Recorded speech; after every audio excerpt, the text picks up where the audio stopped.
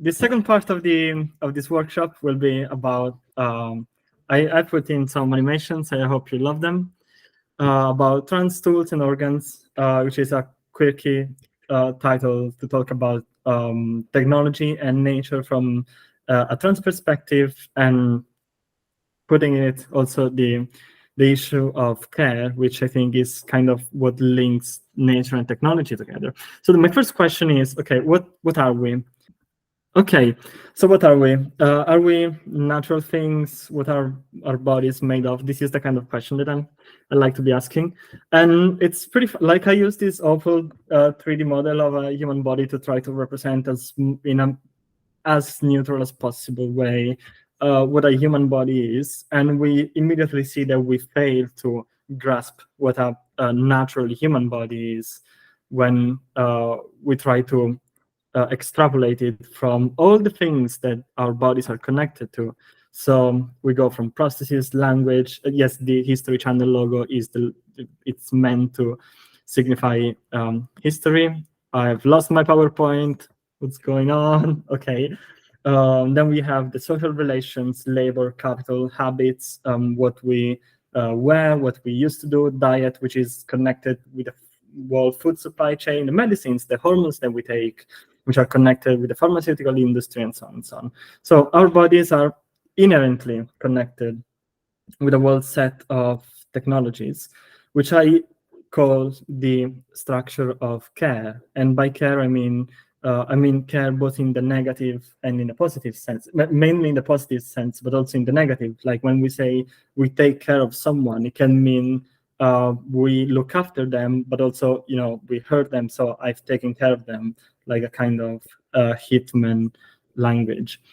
So the question is, how do we care for our bodies, and what role do our notions of what is the notions of nature and technology play? What I'd like to talk about is the role of yes, please stop. The role of nature, the concepts of nature and technology, and the role they play in the way we take care of ourselves. The presentation should move. Okay, so I will give some examples. For example, there is this really beautiful passage from an article. I will send the, actually I will load all the small references on eventually on the Transmuted website, so you'll be able to find them there. But there is this article about Olive Bendorf, which came out on Transgender Quarterly, and they were talking about the way they were learning their trans masculinity by looking at nature. They were saying, so this bellbird has a distinct female but a distinctly masculine call. Actually, this specific bird that you're seeing as a genetic makeup which is feminine, let's say, but also some behavioral and aesthetic phenotypes are masculine, so it's considered like a kind of transgender bird in New Zealand. And not talking about the species, I'm talking about this specific bird that you're seeing.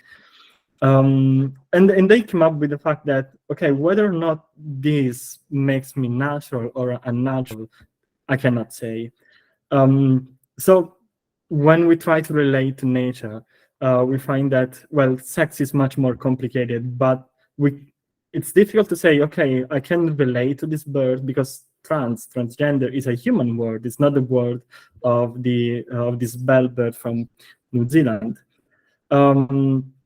Then also there is this work by one of the contributors of the last issue of Transmuted, and their idea was portraying themselves within nature, with vegetation around them, to portray the fact that, I mean, being trans is natural, so it's kind of being in their body, in their birthday suit within nature, stripped of all the unnatural, quote-unquote, apparatus, and they are still trans even within that. But also technology is a source of inspiration for trans identities. This artwork that we see on the left is also part of the fifth issue of Transmuted, and it's a celebration of the medical technology that goes into HRT, and it says, like, we become our own creators. Like the way God create, like not even God, but like the demiurge, this idea of God as someone who is creating the world out of mud, and is like kind of a plastic, active, artistic, active of creation, the same way we create our own bodies. So our bodies are both a universe, but also kind of a matter that we shape with our own hands. And then there is this pretty fun quote from a chapter of From Transgender to Transhumanism by Martin Rothblatt, a trans author, and they were talking about, I don't know, maybe you have seen it on Black Mirror, the idea that we can upload our minds into the cloud and start perceiving and having experiences which are fully virtual, but they seem real, but they are virtual. And so there is this idea that through virtual reality, we can, change our bodies. And they say, like, I can have all the fun and experiences without the obstacle, which is an interesting, a kind of problematic way of putting it, the obstacle of a penis screaming, but you're a man. So through virtual reality, we can deal with dysphoria and things like that. I do wonder whether virtuality is enough and we don't actually want something more real, but it's a possibility which has been explored by transhumanists. So, but here we are with the problem of the nature versus nurture debate, nature versus technology, nature versus culture. And the idea that I want to propose is that we have very often seen nature in a very serious way. Well, our tradition, the Western tradition, here we see on the left three rich, cis, hetero, old white men. In particular, the one on the bottom is John Locke, Jean-Jacques Rousseau, and what was his name? I cannot remember. Steven Pinker. He's like a sociobiologist. And they all share this kind of idea that, well, there is a nature, whether or not we should overcome nature or we should go back to nature. But nature is kind of a very static state and exerts a normative force on our lives. Maybe Rousseau used to say, okay, we have to go back to nature, while Locke was saying we have to go beyond nature. So we have to change our laws. We have to acquire kind of a second nature. But there's also always this idea that nature is something that we remain close to, and we may or may not move away from it. And we often say, like, being cisgender means being close to our assigned gender at birth, while trans means moving away from that assigned gender at birth, so a kind of distance, so a kind of movement. And this is something that, it is like trivially true, yes, like we move away from what we were assigned at birth. But I think that we have to be a bit wary of this way of putting things, of distinguishing cis and trans as a closeness, as a distance, mainly because in Western culture, things that move too much have always been ostracized, and we always have been kind of uncomfortable. And these examples, which have nothing to do with gender, at least at a first glance, is a representation of a Jewish community, which is, the idea that these people who moved away from their homeland.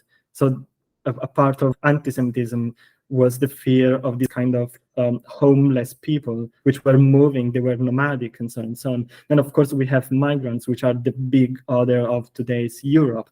And then we have Black culture, jazz, things like that, which are jazz, okay, is accepted today, but the way it started, it was met with a lot of prejudice, and it is kind of the same prejudice against a certain kind of music, which it was too frenetic, too much movement, which made Plato back in ancient Greece uncomfortable. Like in the Republic, he says we have to discriminate between kinds of music, and music which has too much movement is corruptive for the soul. So we have to keep a certain kind of frenesy away. And then we have Munch and death.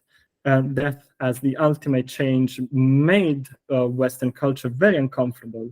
And also this kind of degenerate art was, we appreciate it today, okay, but it was met with a lot of hostility when it came out, because it represented too much fluidity, too much movement away from what is natural, what is naturalistic. And so, like, my question is, well, is it true that nature is something that we have to be close to, something which is static and then we move away from it? Or maybe the movement into something else, into the supernatural, something which is not quote unquote natural, comes from nature itself? Is nature in itself trans? And there is this nice article, which I will not delve into it, but gives a kind of an historical account of how the very word trans was always meant to express not only the variance within sex, but especially within nature. So like plants, fish, and so on, animals, blah, blah, blah. The word trans was first used in that kind of scientific context. So there was always an idea that when we have to start talking about specific kind of changes within nature, we have to use the word trans, the word that expresses a distance, as if things kind of lost their essence, lost their nature the moment they change, so that they kind of die when they change. So that's why probably today we are so afraid of, well, not we, but cis people are so afraid of trans people because they see transition as a form of death, as a form of change we have to be scared of. So traditionally, our bodies are considered natural, and what we do with them, the way we care about them, is cultural. And I put this image, which again, it represents this idea of moving away from nature. And of course, like we have the chimp, which is primitive, which is natural, and then we have the modern, of course, white men. Of course, this depiction of human evolution has no scientific basis, but it is the way we have understood it for a long time, and we keep on understanding it.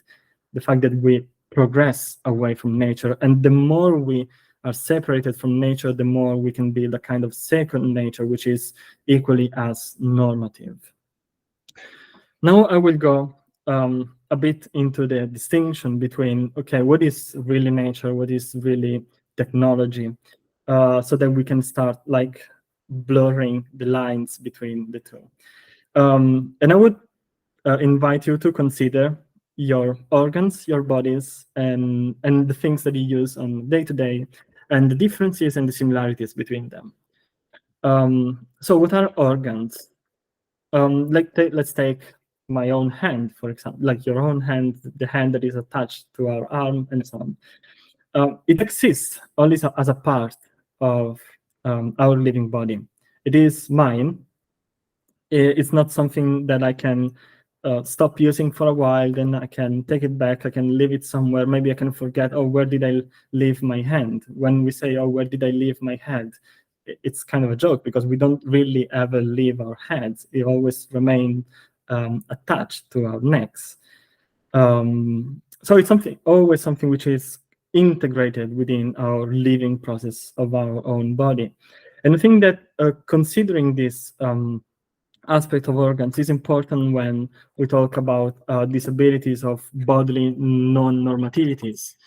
They say that, okay, I don't know, a certain organ which does not function according to a norm, is it less of an organ? Is it less natural? Is it less part of that nature we should be close to according to certain ideas? Well, it isn't, because no matter how much is non-normative, it's still part of my body until it's not, of course. But as long as it's part of my flesh and bones, it will always be part of me, it will always be an organ, and it's mine. No one else can use it. It's not like we can share my hand.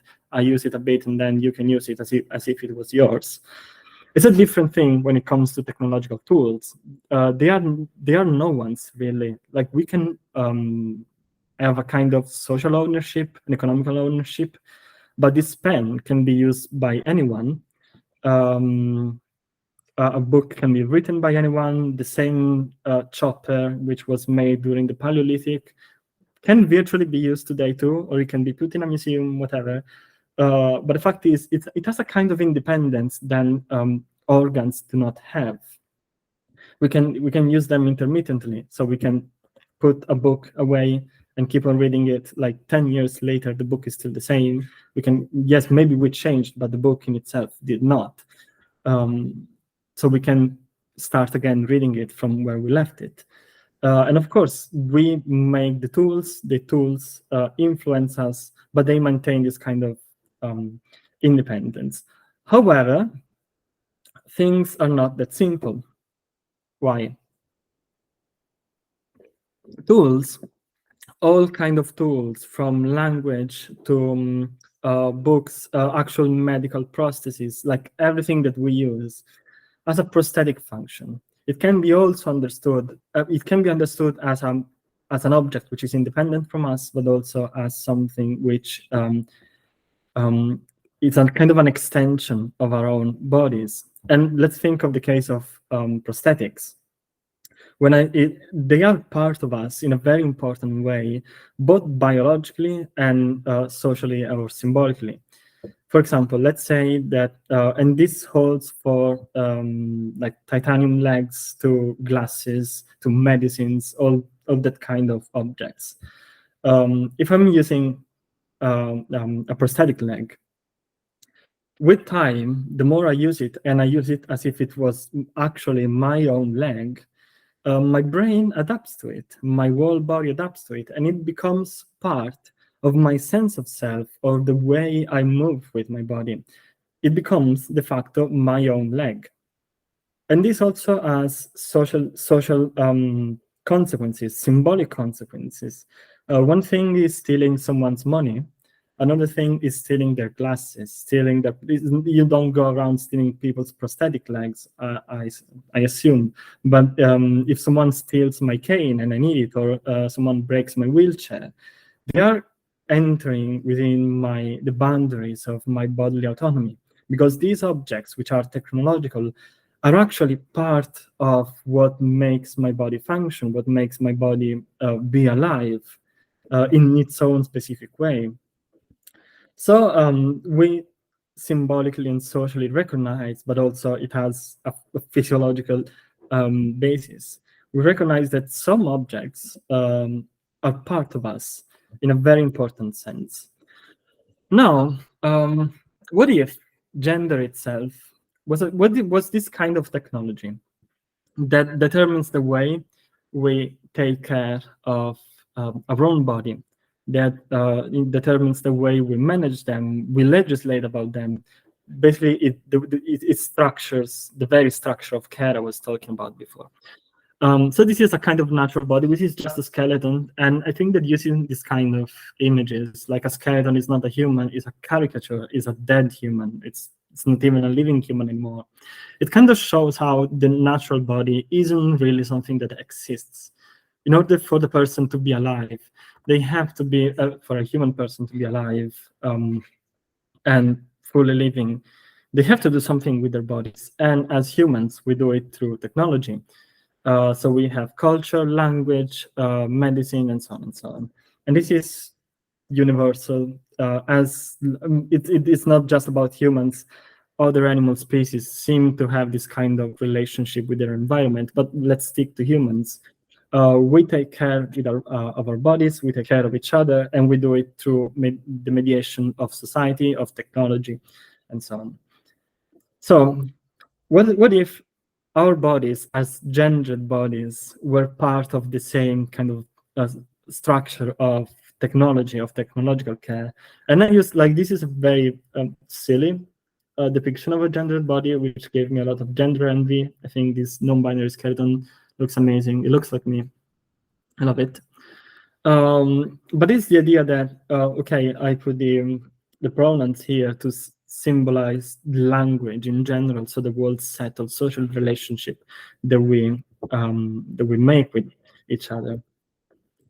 Now, since we're talking about care, I think that there are three ways of understanding care, the way we care about our gender, about our gendered bodies, which are the cis-humanist, the trans-humanist, and the, I mean, I called it transgender, but it's just a name. And I will say one thing. While I give a kind of a negative connotation to the cis-humanist and the trans-humanist, way of taking care of ourselves and our bodies, they do make sense within their own right, and we will see why, but they are also limited for the way we understand care, our needs, and so on and so on, our natural needs. Okay, the cis-humanist idea of care is a restorative idea. It's the idea that there is a natural order, a kind of balance, which is healthy. And then when we deviate from that natural order, we become ill, we become unhealthy. And so our care is an attempt at reestablishing that natural order. So the tools that we use, the medicines and taking care of each other and so on and so on, they serve our organs, they serve our natural side, let's say, which is supposed to be a balanced one. There's supposed to be a kind of order. And then the tools are meant to restore an order. And when we talk about transitions in the trans context, we always like this kind of cis-humanist. I still have 15 minutes. Okay, I can do it. Thank you, Dorian.